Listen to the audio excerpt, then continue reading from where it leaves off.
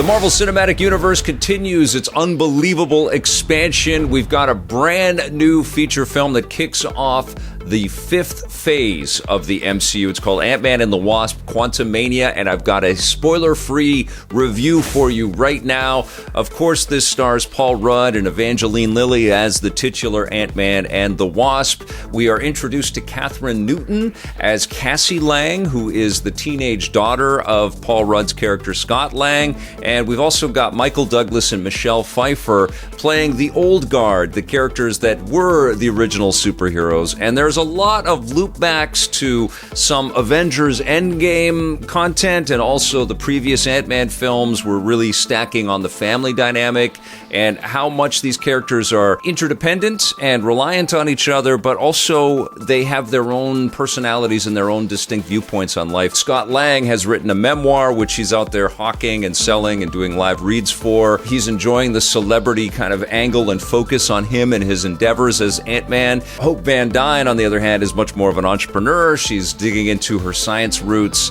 And Cassie Lang is trying to kind of find out who she is and how she fits into all of this. And she's connecting with her kind of de facto grandparents with Michael Douglas and Michelle Pfeiffer. And somehow this collection of heroic and incredibly likable people gets sucked into the quantum realm, which is where Michelle Pfeiffer's character spent a long time before she was rescued in Ant-Man and the Wasp. And we get a sense of what transpired in the quantum realm during that long period that Michelle Pfeiffer was trapped down there. And we're introduced to Jonathan Majors' character Kang, who has become a tremendous force in the quantum realm. And so we get this really interesting power dynamic in the middle of this superhero movie and this confrontation between Ant-Man and Kang. And Kang is absolutely the highlight, and of course we all know that Kang is being lifted up to become this tremendous force across the MCU. We were introduced to Kang in the Loki show. He was called He Who Remains there.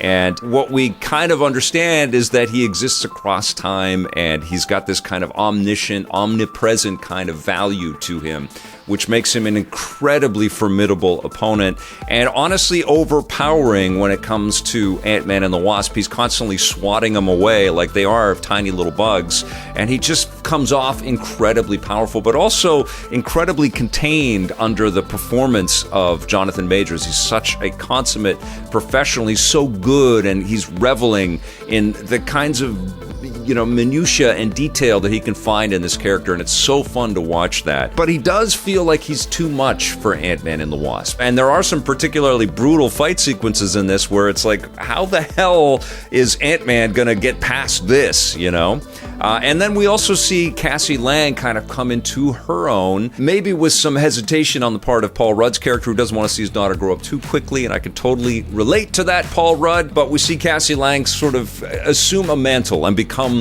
a heroic figure herself. She's already got a suit, and she's already got this kind of whip-smart kind of attitude. She's got a great sense of humor. Kathryn Newton does a great job in the role.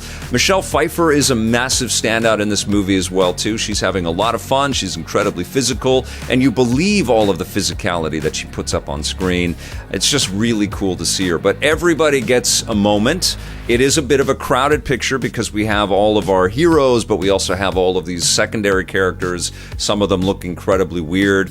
And it is a little bit messy because they are introducing so many different quadrants of this new space, and Bill Murray pops up in the middle of all of this insanity. But it is definitely an entertaining movie. The challenge is, though, is that it's being promoted, and I think it's going to be compared to the biggest of the Marvel MCU pictures, and I don't think it quite satisfies on that regard. I do think that it's a great embellishment, almost a leveling up of the Ant-Man kind of core mythology, and we're getting to see these characters in a new light and under kind of incredible situations and conditions, and so that's super fun. But I have to be honest, I kind of preferred, and excuse the pun here, the smallness of the original Ant-Man a little bit more. I like that it was so distinct and different from the other MCU epics. It was a totally different direction. Ant-Man and the Wasp had some of those things as well, but it was kind of stuck in the middle, and this goes in a much bigger MCU direction, and it really shines the spotlight on these characters as if they are epic superheroes. And they are for sure. But I preferred the kind of quaint, distinct quality of that original Ant-Man. Still, I had a really good time with Ant-Man and the Wasp Quantumania. It's not my favorite of the MCUs. It's funny, you go to one of these movies and you're immediately looking at what your pecking order is and how these movies all stack up with each other.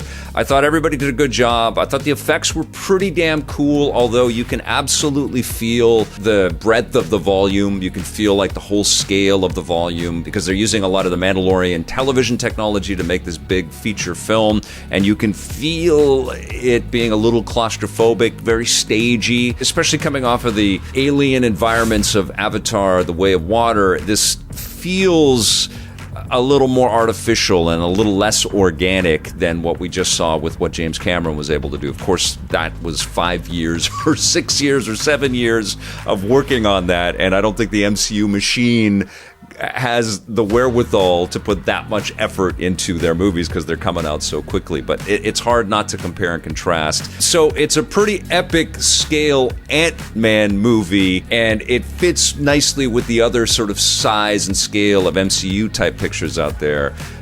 But it doesn't satisfy in the way that something like Thor Ragnarok did, where it was a great mix of comedy and tremendous action. It doesn't quite reach that height.